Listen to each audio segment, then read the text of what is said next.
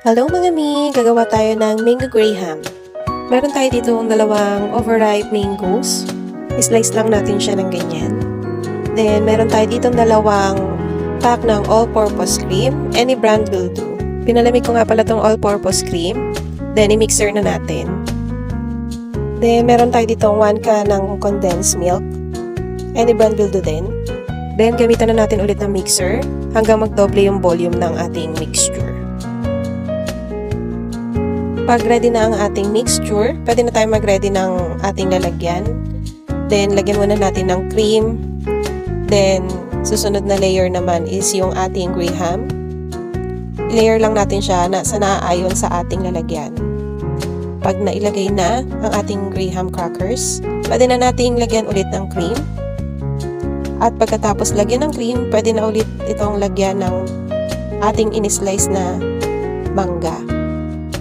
Then, ulitin lang ulit yung procedure. Pagkalagay ng mangga, maglagay ulit ng graham crackers. And then, cream mixture ulit hanggang sa mapuno nyo yung inyong mga lalagyan.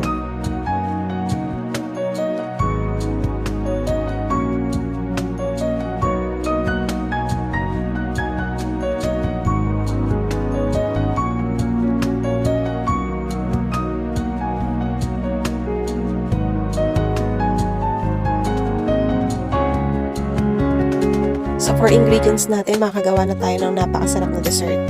Meron lang tayong graham, mangga, all-purpose cream, and condensed milk. Kaya sa mga nanonood po, comment down below kung saan po nakarating ang ating video.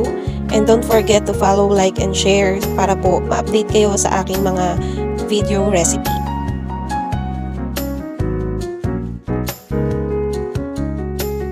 At eto na, tapos na ang ating graham mango.